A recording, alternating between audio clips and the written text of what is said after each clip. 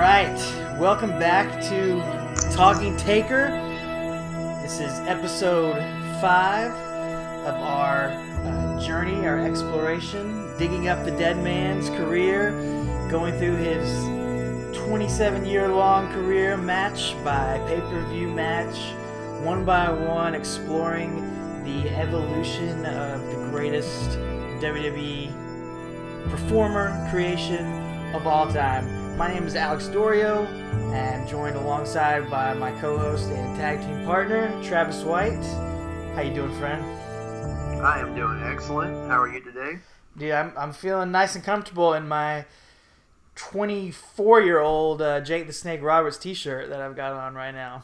I'm feeling good. Those of you listening, you cannot see it. It is phenomenal. It is a 1993, what does it say? Cruel but Fair Tour. Fair. 1993 Tour. Oh. DDT. I'll post a picture of it on the Twitter page. Oh, yeah. Absolutely. You have to. It's so good.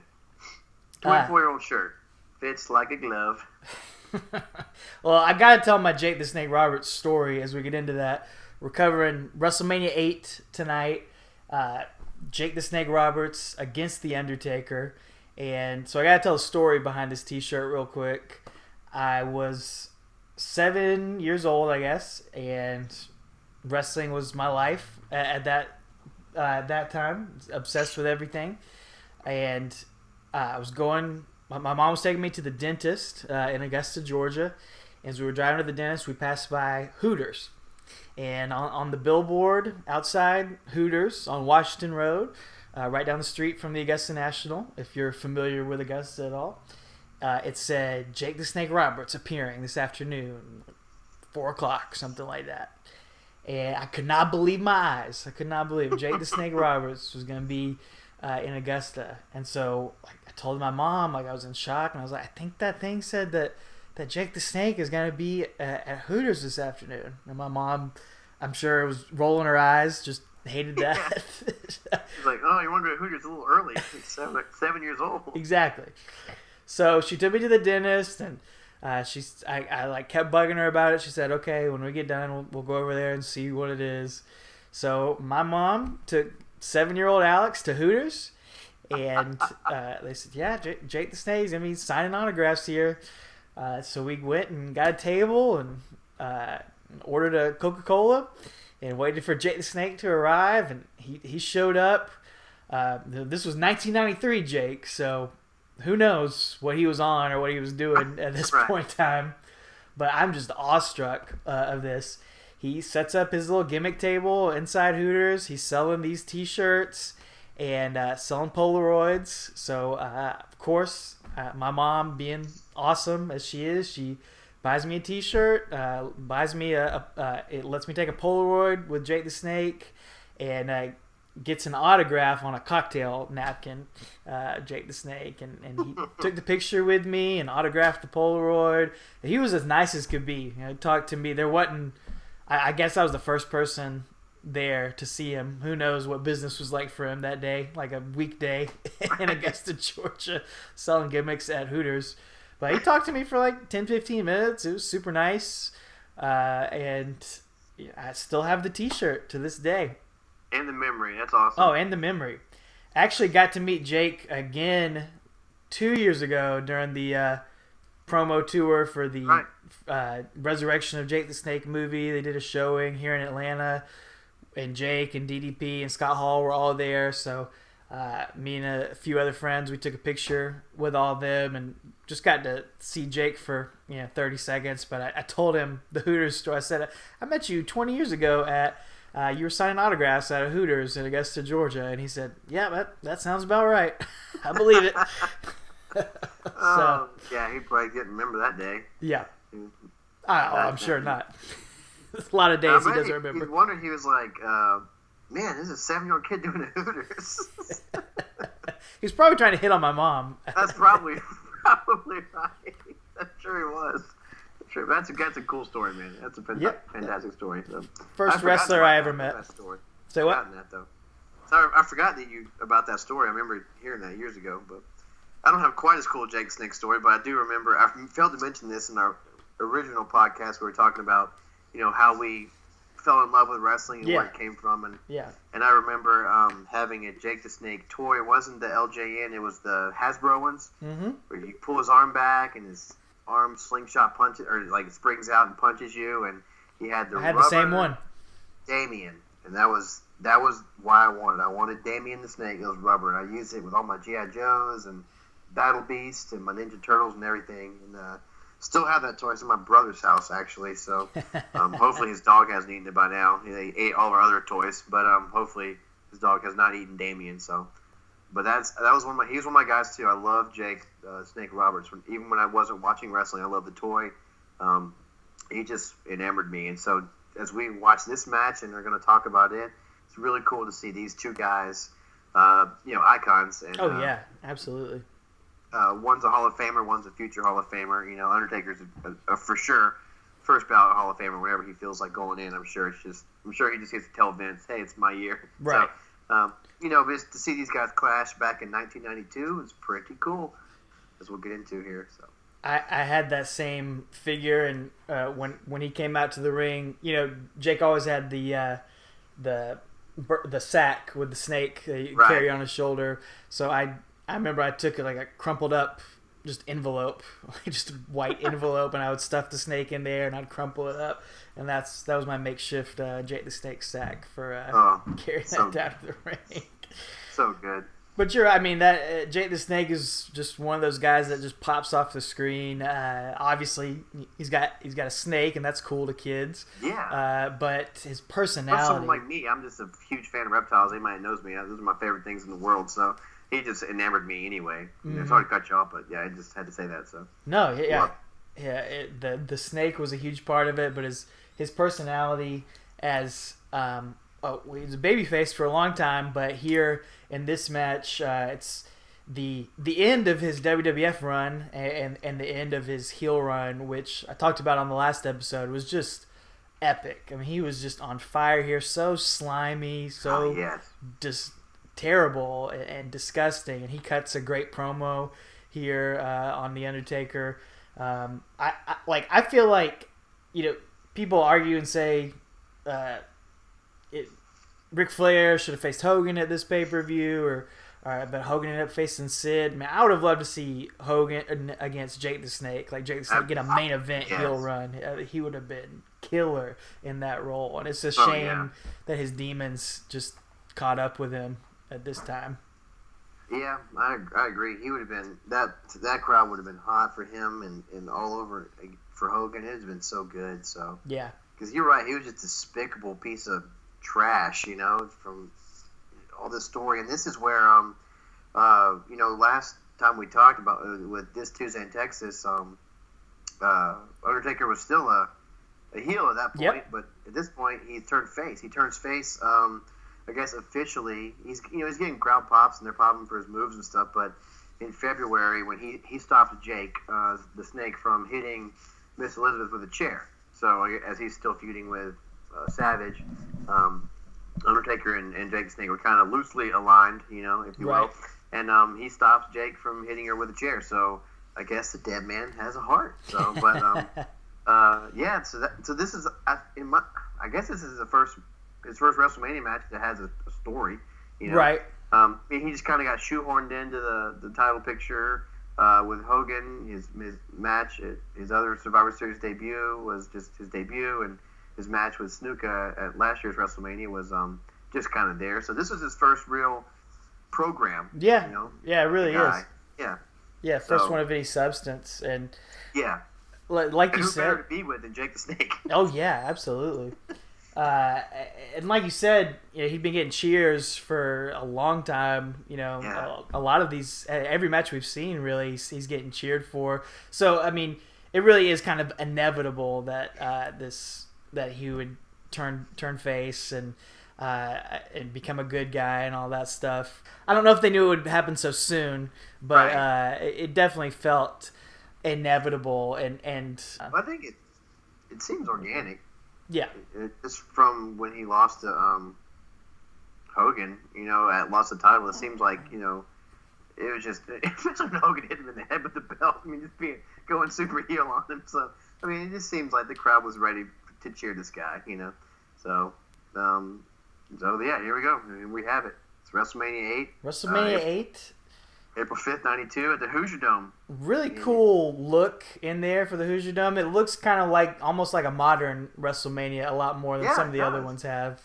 Big crowd, big giant dome feeling in there. A lot of floor space. Yeah. So, but yeah, it does. It looks really similar to one of the more recent, WrestleManias. You're right. So I thought it was outside when I was watching. I was like, Hoosier Dome. I think it's not outside, but there's so much sunlight in there. But I don't know if that Central Time Zone had something to do with it, or if they started early. I have no idea what time the pay-per-view started, but you almost thought it was outside. Yeah. You just looked at it. It's so bright in there. And he's the second match from the top, too. So yeah. Pretty weird for Undertaker be coming out that early. So I'm sure that had something to do with it. Yeah. Too.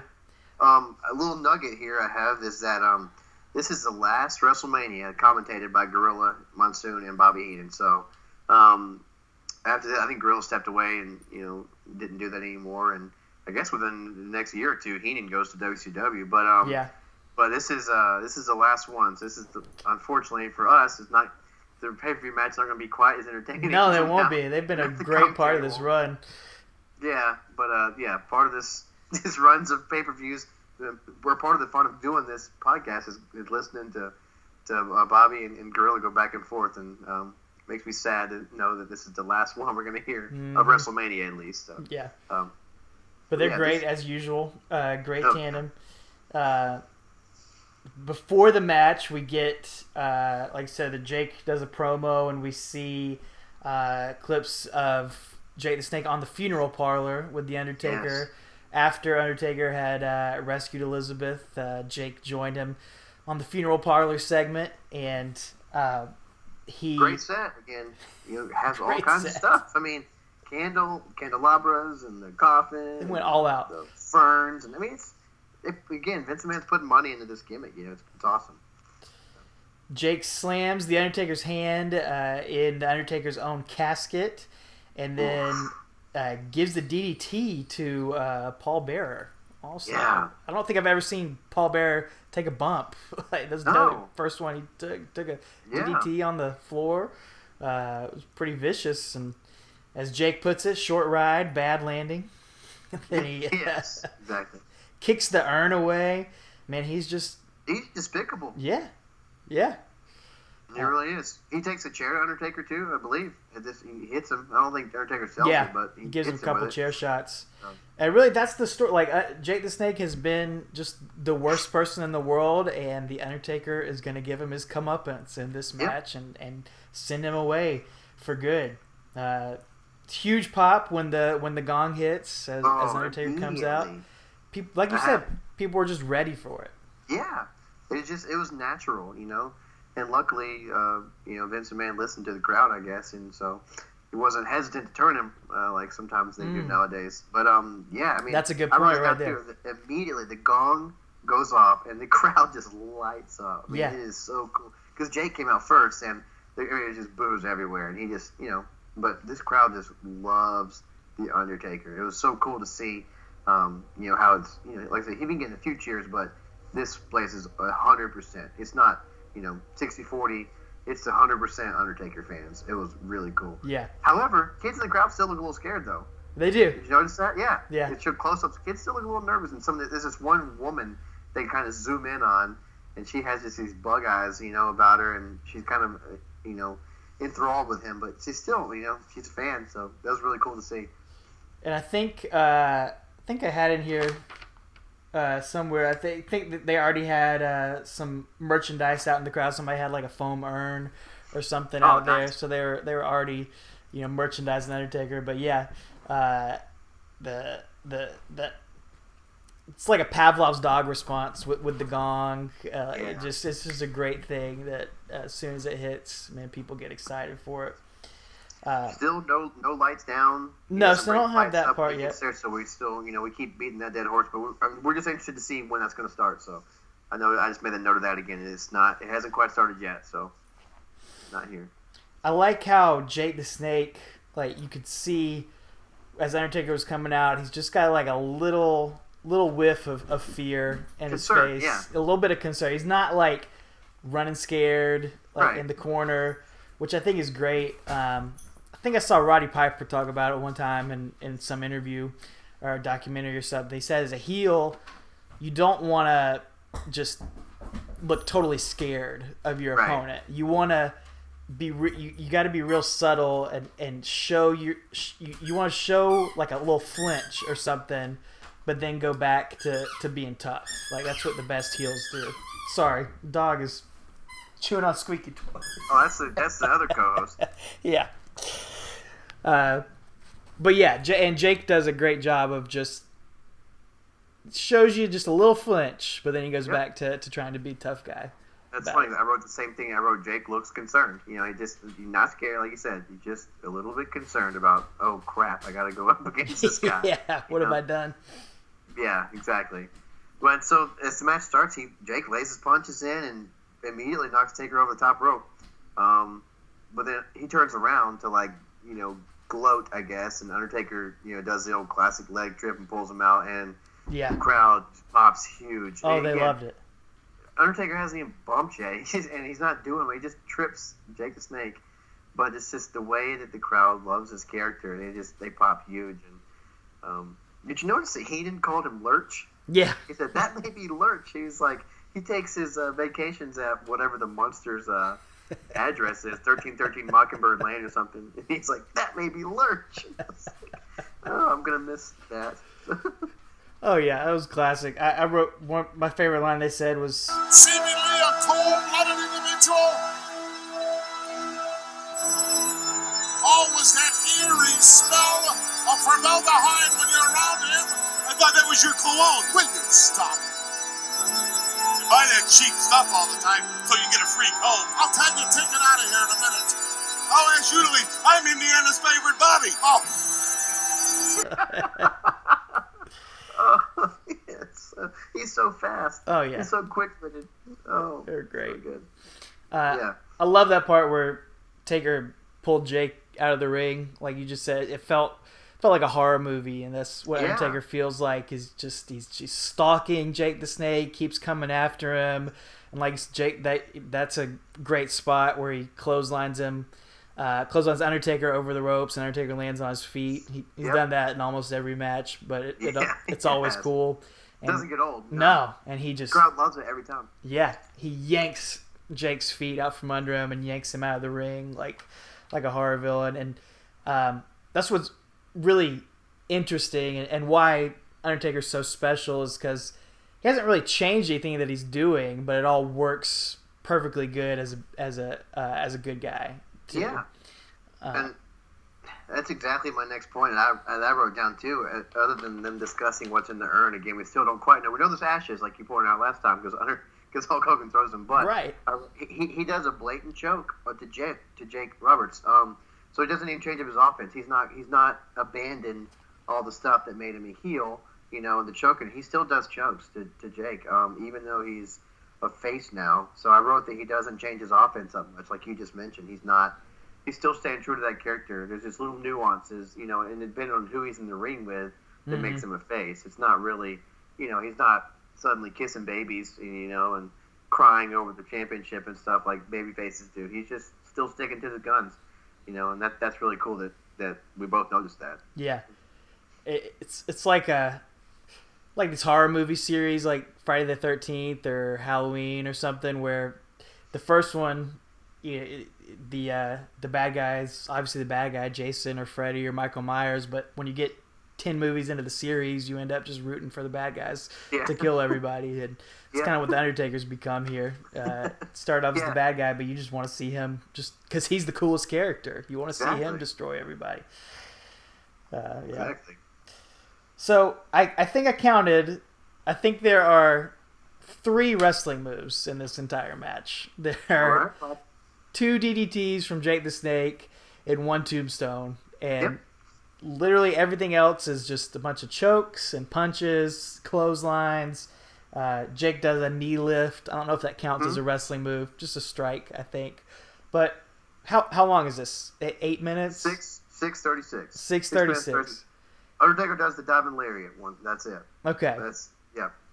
So there's 2 DDTs, a diving lariat, a knee lift, and a tombstone. That's 5 moves. So, and that's all they needed to tell the story. That's all they needed. Nothing. They're not breaking their backs. They're not doing flips and high dives, which are great. You know, that's a different type of wrestling, and it's entertaining in its own way, and it has its own merits. And I'm not gonna be like JR and bash on people jumping off the top rope. Yeah, of course. But these guys tell a entertaining, engaging story, and they don't throw anything in there that they don't need. No, everything was necessary. I mean, yeah, there's no wasted movement or motion. Like you said, there's a DDT, so Jake hits a DDT, which I don't know at this point if anyone's ever gotten up from. Mm-hmm. In fact, Heenan says that. So Jake DDTs him, and he doesn't really cover him immediately. No. Kind of Taker sits up, and the crowd loses their mind. They just go absolutely nuts. Because again, I think that at this point, I don't know that anybody's ever kicked out of it or set up from it. You know, I think it's pretty much been a protected finisher, as all finishers were back then, except for the time Hogan popped up out of Tombstone. But that's Hogan, brother. Right. So we love Hulk Hogan. We just like to give him crap too. Of course. But so then Jake hits another DDT. Not a transition move in between there.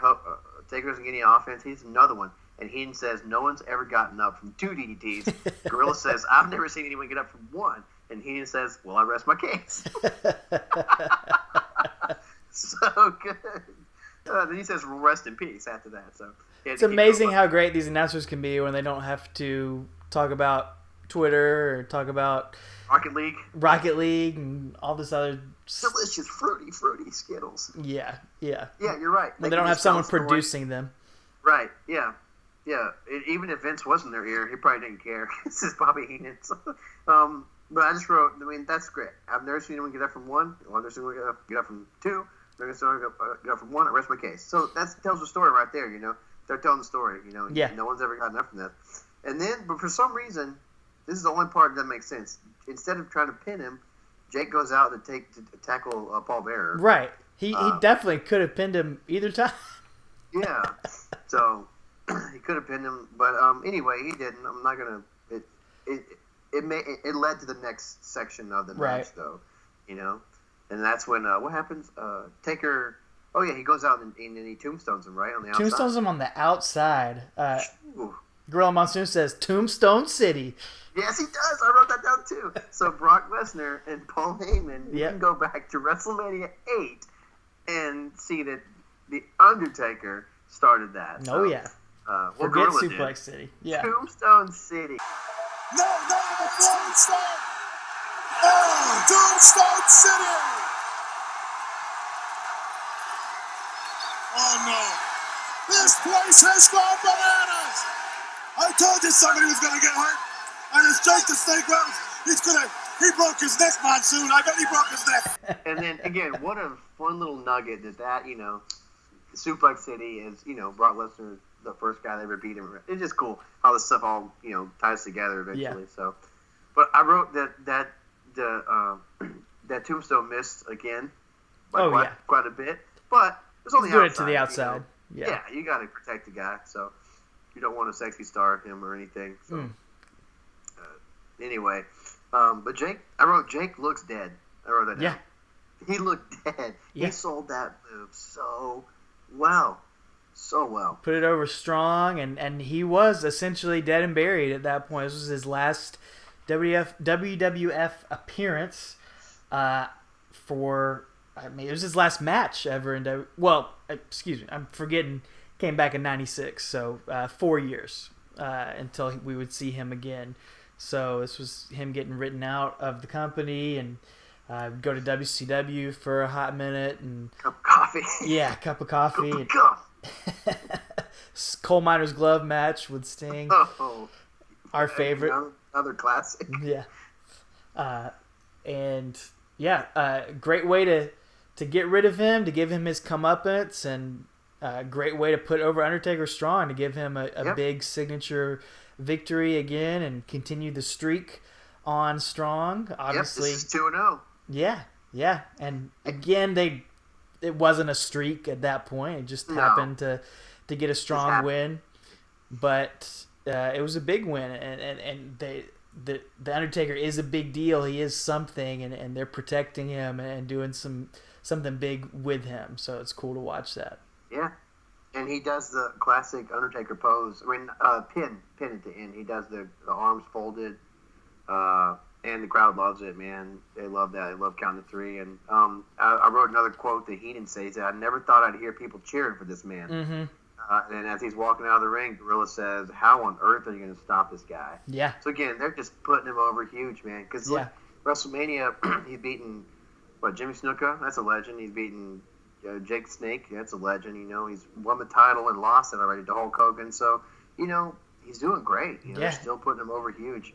Sometimes they let him run out of steam and forget what to do, but hey, let it still going strong with him here. It's awesome.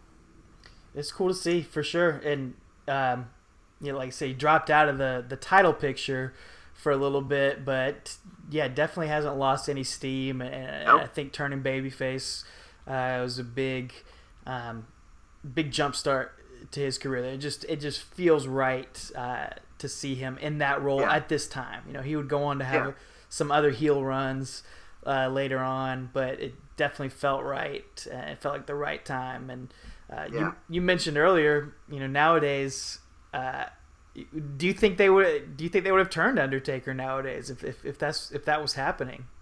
No, I don't. I think they would have said, forget it. We're going to stick with this and be hard-headed about it. But I think he just had to back then. I don't think they would have, like they do with John Cena or Roman Reigns. But I don't think they would have given up on it. Yeah. But I think they had to. It was organic. I hate to use that word. Everybody uses that. But it was organic, man. The crowd loved it. They loved him. And it's like, he closed the first chapter of his story with his heel run, his first initial debut. I feel that's the first chapter up till, this Tuesday in Texas. This is chapter 2 when his face turned on Jake, and it's beginning a new chapter in the Undertaker story, because wrestling is basically a comic book. It's all stories, and they never end, and everything's intertwined, and this is, the next volume, I guess you will. That was volume 1, and this is volume 2, and that's kind of why we're even doing this, is to see where it all leads to, and so, this is a great way for him to kickstart his face run and get a huge win. And like I said, Jake put him over strong. He looked dead after that Tombstone City. So Jake's a big guy. I forgot how big Jake Snake is, man. Yeah. Watched him in the Undertaker. Like, Taker's a huge guy, but Jake Snake's big too. Yeah. He probably had like 4-inch lifts in his boots or something too. But he's snake skin boots. He's big. But I mean, we're putting over Tombstone. The DDT is one of my favorite finishers of all time. Absolutely. Yeah. Second to Jake the Snake, Raven, the even flow DDT, and that was one of my favorites. I loved it. It's a transitional move nowadays. It gets 1 count or 2 count, and everybody does it. Well, Bobby Roode's bringing it back, though. Bobby Roode is bringing it back. Yeah. But even then, he usually has to wind up hitting 2 in a match. But but I think some of the girls do 1. I think Alexa Bliss does 1, or Mickie James does 1. But I wish you would go back to how simple that move was, And it was protected, like I said, because when Undertaker kicked out or sat up, it was a big deal. Huge deal. Mm-hmm. So, huge deal. So, something to be said for the simplicity of the matches back then. Yeah. So.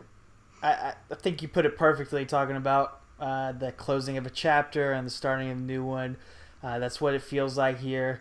And, unfortunately, this next chapter might get a little hard to read for the next couple episodes, next couple weeks. We're going up Heartbreak Hill as like Broken Skull Challenge, because the next few episodes we get 2 back-to-back Kamala matches followed by 1, 2.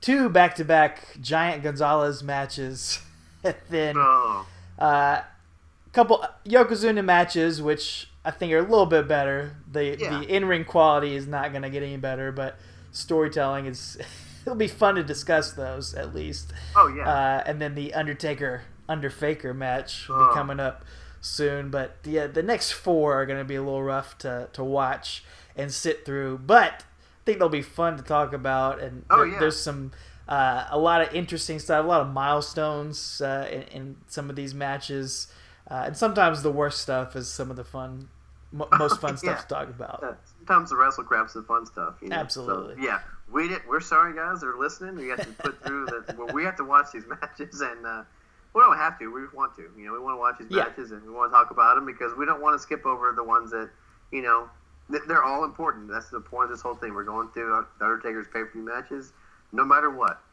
No matter if it's Kamala twice in a row, Giant Gonzalez, or no matter if he's fighting, I don't know. Who are some of the later matches that were kind of terrible? Mark Henry in a casket at WrestleMania. Muhammad Hassan. Muhammad Hassan. The Dudley Boys burying his dad. I can't wait. In cement. Yeah. So, yeah. It doesn't matter. If it's 5-star Shawn Michaels or if it's wrestle crap. Yeah. We're gonna review it because it all tells the story of the Undertaker. That's right. And he, it's gonna be interesting. So. Well, we appreciate you listening. If you want to follow along, watch SummerSlam 92. It's what we're getting up to next. Undertaker versus Kamala. It won't take you long to watch it. Nope, about 3 minutes long. We'll cover it in depth, in way too much depth, and more depth than anyone's ever covered it before, probably. And that'll be on the next episode. You can follow along. Subscribe to us on iTunes so you'll know when that comes out. And, of course, follow us on Twitter at TalkingTaker. Follow me at Alex Doriot. You cannot follow the Twitterless Travis White, but send me a message and I'll pass it along to him. We'd love your feedback. We'd love to know what you thought of this match, of the Undertaker streak, what you thought of the Undertaker turning babyface, what your thoughts are on Jake the Snake Roberts, any of that stuff, man. If you also met Jake the Snake Roberts at Hooters in 1993, we will be your support group for that. Or in 2014 when he was recovering. Yeah. You're more likely to meet him there. Anytime. Yeah. Also, want to encourage you to check out the Max Wrestling Podcast, especially episode number 131. I was a guest on there. The guys invited me over to discuss this past week's Raw and SmackDown. So I want to encourage you to check that out. It's at Max Wrestling UK on Twitter, and you can just search Max Wrestling Podcast on your favorite podcast listening service. Want to appreciate those guys for inviting me on. Had a blast talking about the past week in wrestling, so appreciate that. We'll put a link up to it on our Twitter page as well. So when you get done listening to this, check them out and subscribe to their podcast too. We'd love to hear that. We appreciate you listening. It really means a lot to see people sharing it on Twitter and letting us know that you're listening to it. And we love to converse with people on there. I'll follow you back. I'll talk to you. I love talking about this. We just a couple wrestling fans. We love to talk about wrestling way too much. So we talked about it all the time on the phone. So we just decided to start recording some of our conversations and making it worthwhile. So maybe our wives won't nag us too much because we say we're working on an artistic project, all that stuff. Anybody wants to sponsor us, we'll be happy to do that. Open to that too. We'll plug all of it. 100%. Thanks everybody for joining us. We really appreciate it. Again, keep it up. Share us with your friends. Let us know what we can do to improve it. Some of you guys have sent in matches you want us to review, and unfortunately, some of them aren't pay-per-view matches, so we won't be hitting. But we will talk about some of those milestone matches that kind of feed into his pay-per-views and stuff like that. So we won't gloss over everything, but we will get to some of those really cool ones that either take place on Monday Night Raw or whatnot. Yeah, I think we need to watch the first Monday Night Raw. He's in the main event of that, so we should talk about that when we get to the corresponding closest pay-per-view. That'll be Royal Rumble 93 probably. Yeah. He was there. He was there, so. But doesn't do anything. Okay. So probably WrestleMania 93. Yeah. After Survivor Series 92, we'll probably talk about it because that'll be the last match he has before that. So anyway. All right, thanks everyone. Appreciate it. Straight shoot, brother. Rest in peace.